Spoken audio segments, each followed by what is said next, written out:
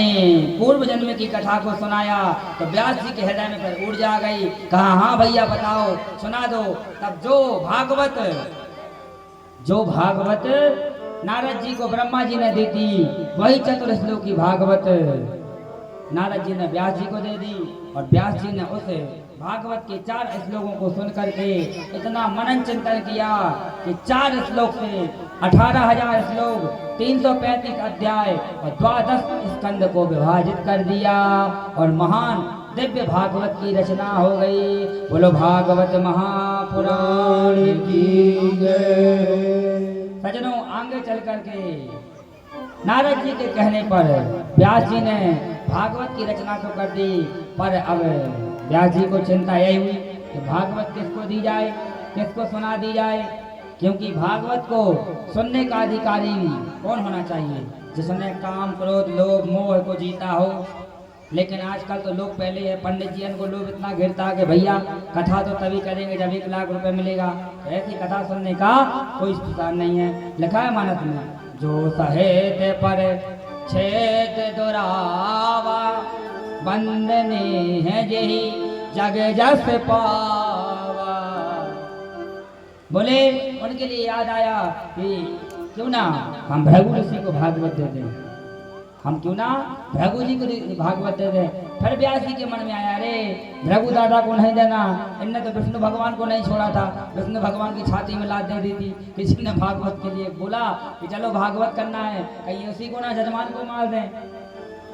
फिर इनके लिए याद आई क्यों ना विश्वामित्र जी को भागवत दे दें। विश्वामित्र जी की याद आई। फिर विश्वामित्र के बारे में सोचा कि कहीं ऐसा नहीं कोई मेनका नाम की अप्सरा फिर आ जाए, तो कहीं फिर भागवत को छोड़कर अप्सरा के पीछे घूम जाए। 60,000 वर्ष तक तपस्या की, इसके बाद में पायल की छम छम बजी तो उसके पीछे ही चले गए। तो बोले इनको भी नहीं देना। तब ऐसी कथा की है। सजनों संक्षिप्त में इतना ही, क्योंकि समय बहुत हो गया है, कथा में काफी आगे जाना है। तो हमारा ऐसा भाव है, क्योंकि हम आपको अपने विशेषता बता दें, हम कोई भी कथा सुनाते हैं तो उसकी बलाई नहीं टालते। जब तक हमें खुद अच्छा नहीं लगता कि हम संतुष्ट हो गए, तब तक आप लोग अच्छा नहीं लगता। अक्सर हमारे गुरुदेव कहा करते थे कि जब तक कोई भजन, कोई कथा, कोई चौपाई, जब तक गाने वाले को अच्छी ना लगे तो सुनने वाले को कैसे अच्छी लगेगी। ऐसे जब तक जो कथा हम गा रहे हैं, जो कथा आपको सुना रहे हैं, हमें अच्छी नहीं लगेगी तो आपको कैसे अच्छी लगेगी। तो कहने का भाव यही है कि भगवान ने लगभग 12,000 वर्ष तक लीलाएं की और ब्रज में 12 वर्ष तक लीला की, और हमारे पास तो केवल 7 दिन में से केवल 3 घंटे, वही में 2 घंटे भजन फिर कथा। तो हमारा कहने का मतलब है धीरे धीरे कथा को छूते हुए हम आगे बढ़े। तब ऐसा बताया गया है। फिर व्यास जी को याद आया कि भागवत सुनने का कोई अधिकारी है तो वो है हमारा औरस पुत्र सुखदेव। लेकिन यदि हम डायरेक्ट सुखदेव जी को भागवत दे देंगे तो सुखदेव जी, सब लोग कहेंगे कि बताओ बाप की संपत्ति व पिता का अधिकार हुआ, वही बात हो गई। लेकिन भागवत कोई संपत्ति नहीं है, भागवत प्रसाद है, भागवत भगवान है, और भागवत उसी व्यक्ति को देना चाहिए जो काम क्रोध लोभ मोह पर जिसने विजय प्राप्त की है। तब जाकर के ऐसी भी कथा आती है कि फिर सुखदेव जी को शिष्यों के माध्यम से व्यास जी ने बुलवाया।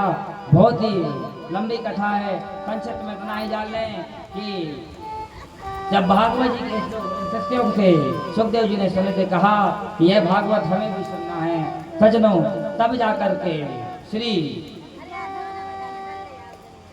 सुखदेव जी पिताजी के पास आए कि मुझे भागवत दें। उन्होंने कहा भागवत तो हम तुम्हें दे देंगे, पर उसके पहले तुम्हें परीक्षा देनी होगी। तब सुखदेव जी कहते हैं पिताजी आप भले हमारी कोई भी परीक्षा ले लो, हम हर परीक्षा देने में उत्तीर्ण हैं, सामर्थ्य रखते हैं, आप ले लीजिए। बोले जब तक राजा जनक तुम्हें एक मार्कशीट नहीं दे देंगे, प्रमाण पत्र नहीं दे देंगे कि तुमने काम क्रोध लोभ मोह को जीता है, तब तक तुम्हें हम भागवत जी नहीं देंगे। तब लिखा है आत्मा रामस्य मुनियो निर्गया अपसो क्रमा कुर्वन्ति तो भक्ति मिथ्या गुणो हरि। जिसने काम क्रोध लोभ को जीता है वही भागवत का अधिकारी है। सजनों ऐसी कथा आती है कि व्यास जी ने इधर से पत्र भेजा किनके लिए? महाराज जनक के लिए कि हमारा पुत्र सुखदेव आपसे वेदांत पढ़ने आया है। वेदांत तो पढ़ा ही देना, लेकिन पहले काम क्रोध लोभ मोह की परीक्षा ले लेना। तब काम क्रोध की परीक्षा ली। सजनों जैसे ही सुखदेव जी वहां पर राजा जनक के द्वार पर गए और जाकर के कहा कि द्वारपालो जाओ, जाकर कहना कि व्यास नंदन सुखदेव तुमसे वेदांत पढ़ना चाहते हैं, आप उन्हें वेदांत पढ़ाइए। सजनों जैसे ही जनक जी के द्वारपाल गए कहा कि महाराज कोई एक फक्कड़ बाबा आए हैं, नंगे धड़ंगे से लग रहे हैं और कह रहे कि हम वेदांत पढ़ना चाहते हैं। तब जनक जी ने परीक्षा लेने के लिए कह दिया तो जाओ तो जाकर के कह दो कि अभी 7 दिन तक टाइम नहीं है, 7 दिन तक वहीं खड़े रहो। सजनों हमारे परम आदरणीय श्री सुखदेव जी भगवान 7 दिन तक वहीं खड़े रहे और जैसे ही 7वां दिन बीता तब जनक जी ने पता किया कि बोले क्या गुस्सा तो नहीं आया? क्योंकि जैसे हम किसी के यहाँ जाएं, अभी गैस सिलेंडर का काम चल रहा है और गैस सिलेंडर लेने के लिए आजकल हमें लाइन में लगना पड़ रहा है, लेकिन जैसे 10 मिनट से 12 मिनट होते हैं और हमें गुस्सा आने लगती है, एजेंसी तुम्हारे बाप की है, ऐसा नहीं लगता? क्या राशन की दुकान तुम्हारे बाप की है? लगता ही लगता। दो सरकार की है, तो हम लोग झगड़ा करने लग जाते हैं। वैसे ही सुखदेव जी ने झगड़ा तो नहीं किया।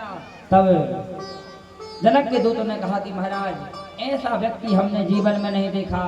7 दिन में वह व्यक्ति, 7 दिन बीत गई, 7 रातें बीत गई, वह व्यक्ति हला तक नहीं, गुस्सा तो दूर की बात है।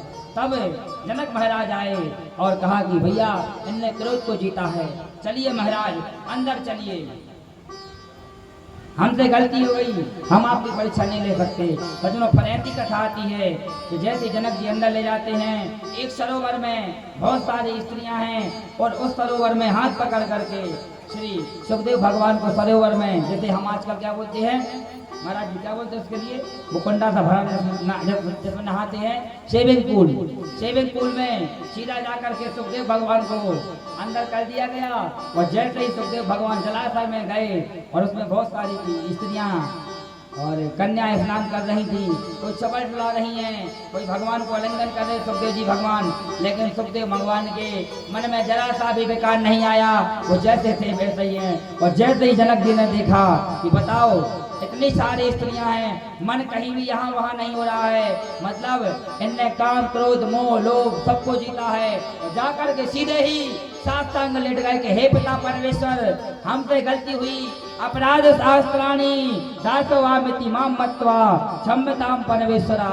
हे प्रभु हम तुम्हें क्या वेदांत पढ़ाएंगे, हम तुम्हें क्या वेदांत पढ़ाएंगे, आप तो स्वयं वेदांत की ज्ञाता हो, हमसे क्षमा करो, तुम्हारे दद्दा ने ही परीक्षा लेने के लिए पत्र भेजा था, इसलिए हमने तुम्हारी परीक्षा ली। और जन जन में नगाड़े ढोल बजवा दिए कि काम क्रोध लोभ मोह के लिए केवल सुखदेव जी ने ही जीता है।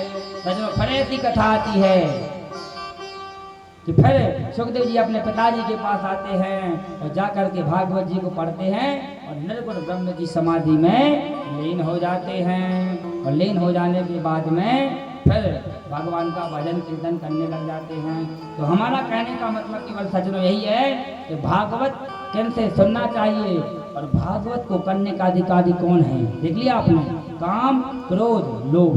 लोभ क्या है? यही दक्षिणा लेना। काम क्या है? यहाँ वहाँ के चक्कर चलाना।